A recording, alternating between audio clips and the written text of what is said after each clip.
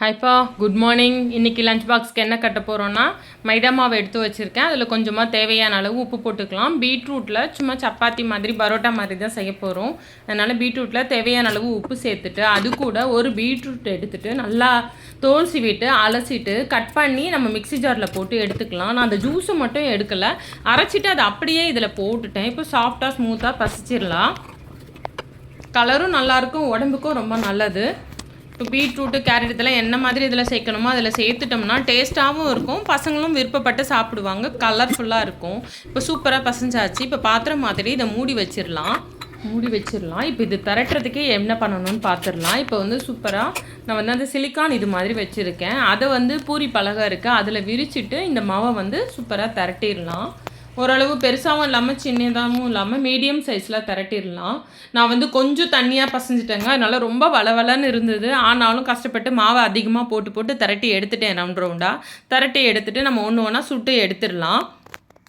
இது வந்து நல்லா டேஸ்ட்டாகவும் இருக்கும். இது கூட நீங்கள் வேறு ஏதாவது சீரகம் இந்த மாதிரி சேர்க்கணுன்னாலும் சேர்த்துக்கலாம், சாஃப்டாக இருக்குது. இதை வந்து இப்போ ஓரமாக வச்சிடலாம். ரொம்ப கலர்ஃபுல்லாக இருக்குல்ல. கேரட்லேயும் இந்த மாதிரி செய்யலாம், மஞ்சள் பூசணி, சொரக்காய் எல்லாத்துலேயுமே இந்த மாதிரி செஞ்சிங்கன்னா பசங்க ஹெல்த்தியாக நல்லா சாப்பிடுவாங்க. இதுக்கு தொட்டிக்க மீல் மேக்கர் தான் செய்ய போகிறோம். ஃபஸ்ட்டு சுடுதண்ணி வச்சுருக்கேன், மீல் மேக்கர் எடுத்து வச்சுருக்கேன். சரி, சுடுதண்ணியில் ஃபஸ்ட்டு டிகாஷன் ஊற்றி முடிச்சிடலாம். அதுக்கப்புறம் அந்த தண்ணியவே மீல் மேக்கர்லேயும் ஊற்றிடலாம். இப்போ மீல் மேக்கரில் ஊற்றினா தான் நல்லா சூப்பராக இருக்கும்ப்பா. அதுக்கு முன்னாடி ஒரு காஃபியை குடிச்சிட்டோம்னா நம்ம இன்னும் ஃப்ரெஷ்ஷாக செய்வோம், அப்போ தான் நமக்கு எனர்ஜி கிடைக்கும். அதனால் சூப்பராக ஒரு ஃபில்டர் காஃபியை குடிச்சிடலாம். இப்போ இதுலேயும் கொஞ்சம் சுடுதண்ணியை ஊற்றிடலாம். இப்போ சுடுதண்ணி ஊற்றியாச்சு, அது ஒரு 10 நிமிஷம் அது அப்படியே இருக்கட்டும். அதுக்குள்ளே நம்ம கிரேவிக்கு என்னென்ன வேணுமோ அதை ரெடி பண்ணிடலாம்ப்பா. இது சூடாக ஊற்றும் போதெல்லாம் மண்ணெல்லாம் இல்லாமல் நல்லா இதுவாக இருக்கும். இப்போ வந்து தேவையானது வெங்காயம் கட் பண்ணிக்கலாம். தேவையான அளவு சமையல் எண்ணெய் ஊற்றிக்கலாம். கட் பண்ண வெங்காயத்தை அதில் போட்டுக்கலாம்ப்பா. போட்டுட்டு இதில் தேவையான அளவு இஞ்சி பூண்டு பேஸ்ட்டு போட்டுக்கலாம். அதுக்கப்புறம் தேவையான அளவு தக்காளியும் சேர்த்துக்கலாம். இப்போ இது நல்லா வதங்கட்டும். உப்பு போட்டால் சீக்கிரம் நல்லாவே வதங்கும். உப்பும் போட்டுக்கலாம், மஞ்சத்தூள் போட்டுக்கலாம். இதை நல்லா வதக்கிக்கலாம். வதக்கிட்டு அது வதங்குற நேரத்துக்குள்ளே ஊர்ன மீல் மேக்கரை பொடி பொடியாக கட் பண்ணி எடுத்துக்கிட்டேன். இப்போ இது கூட கட் பண்ண மீல் மேக்கரையும் சேர்த்துக்கலாம்ப்பா. மீல் மேக்கர் அவ்வளோ டேஸ்ட்டாக நல்லாயிருக்கும், உடம்புக்கு ஹெல்த்தியும் கூட. இது கூட கொஞ்சம் கார்லிக் டொமேட்டோ சாஸ் கொஞ்சம் ஊற்றிக்கலாம். இது ஊற்றினா தான் கொஞ்சம் டேஸ்ட்டு நல்லாயிருக்கும், பசங்களுக்கும் பிடிக்கும். நம்ம ப்ளைனாக செய்கிற மாதிரி செஞ்சால் நல்லா இருக்காது. இது கூட சோயா சாஸும் ஊற்றிக்கலாம். இப்போ இதை நல்லா கலந்து விட்டுடலாம். கொஞ்சமாக தண்ணியும் சேர்த்துக்கலாம்ப்பா. தேவையான அளவு உப்பு போட்டுக்கலாம். ஃபஸ்ட்டு அந்த தக்காளி வெங்காயத்தில் கொஞ்சோண்டு தான் போட்டேன், இப்போ இதில் கொஞ்சம் சேர்த்துக்கிறேன். வெறும் மிளகாத்தூள், அதாவது காஷ்மீரி மிளகாத்தூள் சேர்த்துக்கலாம். கொஞ்சமாக தனியாத்தூள் சேர்த்துக்கலாம். இதை நல்லா கலந்து விட்டுடலாம். இதில் முக்கியமான விஷயம், மைதா மாவில் சோள மாவு எடுத்து கொஞ்சம் கிண்ணத்தில் கரைச்சி வச்சுக்குங்க. அது ஊற்றும் போது தான் கிரேவி வந்து உங்களுக்கு நல்லா இதுவாக வரும். இல்லைனா தண்ணி விட்டா மாதிரி இருக்கு இல்லையா. இப்போ வந்து நம்ம சோள மாவை கரைச்சி வச்சுருக்க சோள மாவை இதில் ஊற்றிடலாம். கிரேவி கட்டியாக நல்லா வரும்.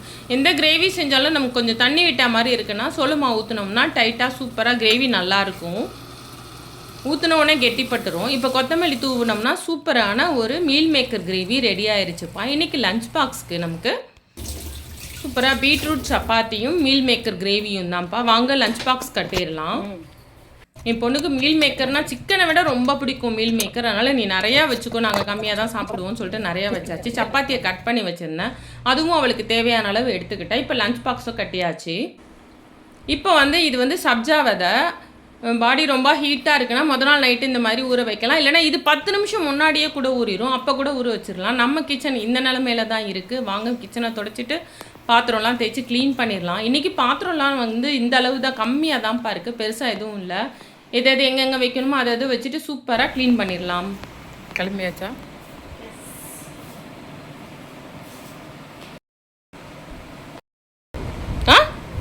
முழு அக்காக்கு பை சொல்லுமா, அக்காக்கு பை சொல்லு.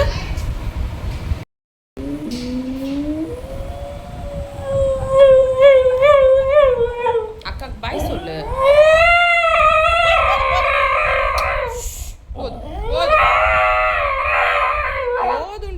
போதுண்டி.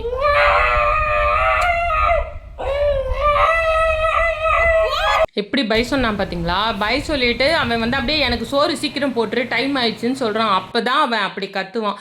அவ்வளோதான்ப்பா. உங்களுக்கு இந்த வீடியோ பிடிச்சிருந்தா லைக் பண்ணுங்கள், ஷேர் பண்ணுங்கள், கமெண்ட் பண்ணுங்கள், சப்ஸ்கிரைப் பண்ணுங்கள். அடுத்த வீடியோவில் பார்க்கலாம்ப்பா.